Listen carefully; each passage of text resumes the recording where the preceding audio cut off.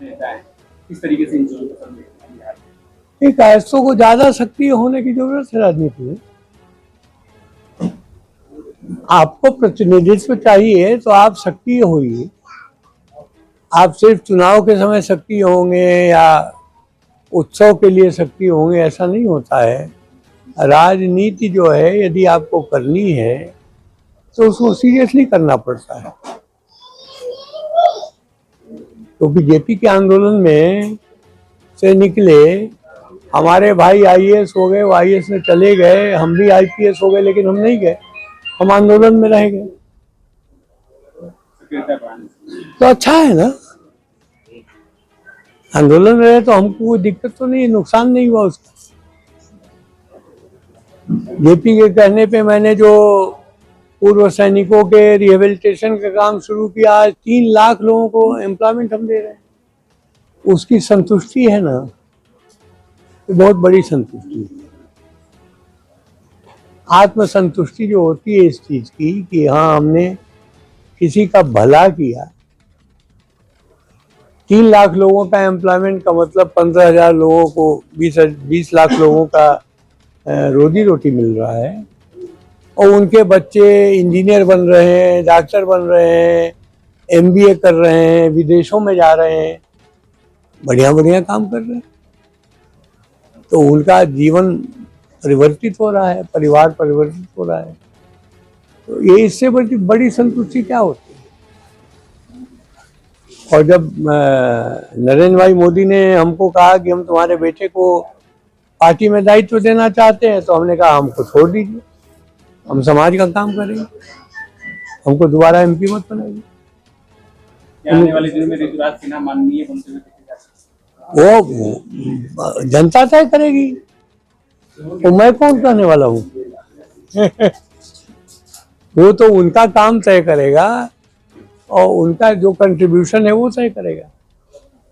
उससे हम लोग एक घर में रहते हैं, एक परिवार में हैं, बाप बेटे हैं, लेकिन राजनीति की चर्चा हम नहीं। वो किसी मंच पे रहते हैं तो मैं मंच शेयर नहीं करता, मैं उसमें जाता नहीं हूँ उस बैठक में। इस चुनाव प्रचार में भी जहां जहां मुझे पार्टी ने कहा, मैंने पहले उसको पूछा कि तुम तो नहीं जाने वाले हो ना वहाँ, एक दो जगह वो जाने वाले थे, तो मैंने वहाँ कहा कि हम नहीं जाए।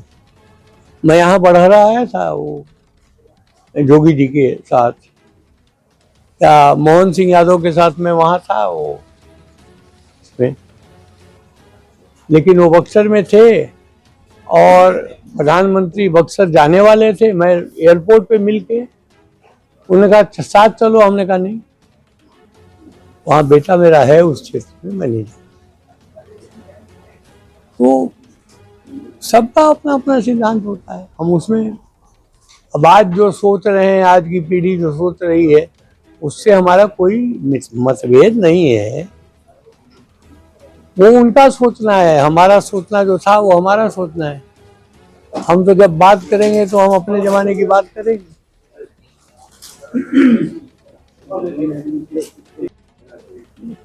कोऑर्डिनेशन है जो चुनाव से पहले होना चाहिए।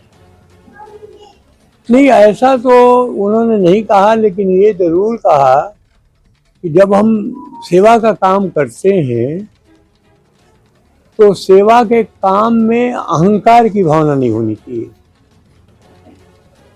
हमने ये काम किया, मैंने ये काम किया, ये नहीं होना चाहिए, सबने मिल के किया। तो ये बात उन्होंने कही है, अवश्य वो बात कही है, वो सही सही बात कही है। वो हमारे मार्गदर्शक हैं और संघ हमारा पैतृक संगठन है। वो जो बात कहते हैं वो उस पर गौर देना चाहिए सभी लोगों को, सभी लोग गौर देंगे। बिहार में चुनाव होना था, कई राज्यों में चुनाव होना था, कुछ स्थिति बदलेगी। पिछले बार भी एक पत्रकार के रूप में हम लोगों ने भी देखा और महसूस किया, हम लोगों ने लिखा भी इस पर। क्या इस बार स्थिति कुछ बदलेगी या कुछ बदलनी चाहिए। देखिए, आशा और विश्वास के ऊपर ही सारी राजनीतिक दुनिया टिकी हुई है। मैं समझता हूँ कि अवश्य बदलेगी, और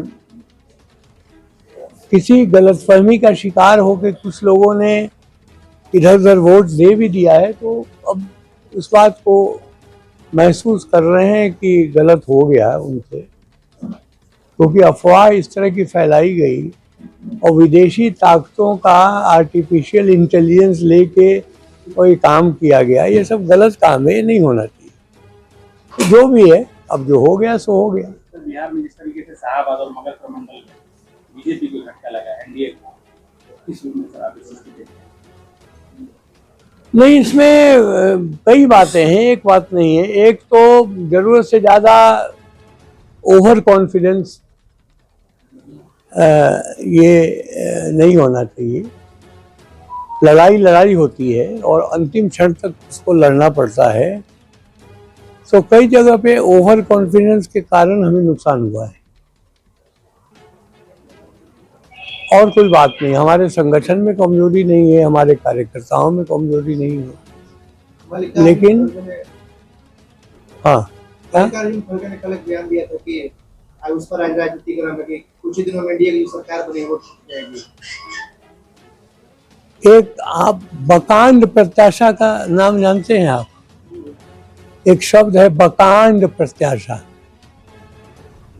बकरा घूमता रहता है ना, तो उसका झूलता रहता है और उसको खाने के लिए कुत्ते लगे रहते हैं। क्यों टपकने ही वाला है, अब हम खा लेंगे। तो बकांड प्रत्याशा में रहने वाले लोग जो हैं, अब उनको मुबारक है, वो कुछ भी कह सकते हैं। सर, कायस्थों के प्रतिनिधित्व को लेकर भी बहुत सवाल उठे हैं, मंत्रिमंडल की बात। 24 का चुनाव समाप्त तो हो गया है और प्रधानमंत्री माननीय मोदी जी की सरकार तीसरी बार बन चुकी है। मजबूती से सभी लोगों के साथ मिलकर विकास के कार्य को पूरा करने के लिए उद्यत है। विपक्ष को भी अपनी जिम्मेदारी पूर्ण भूमिका निभाने की आवश्यकता है।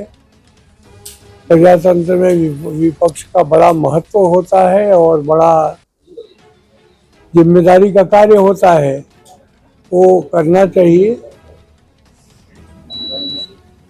लेकिन कटुतापूर्ण राजनीति से थोड़ा परहेज करना चाहिए। कटुता यदि होगी राजनीति में तो ये उचित बात नहीं है। सभी लोग जनता की सेवा के लिए काम कर रहे हैं, चाहे वो किसी विचारधारा के हों।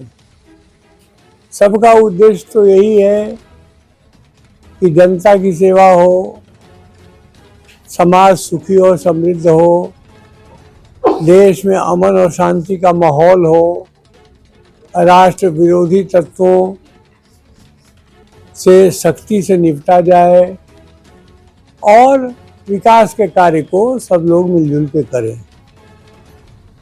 तो ये हाल के कुछ वर्षों की ये प्रवृत्ति ऐसी हो रही है जिसमें कि बहुत ही कटुतापूर्ण बयान, छोटी छोटी बातों पे विवाद खड़ा करना,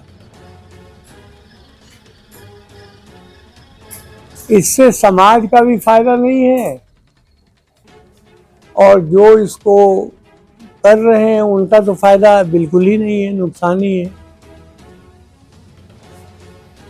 तो मेरा तो यही कहना होगा कि मैं सभी लोग मिलजुल के काम करें।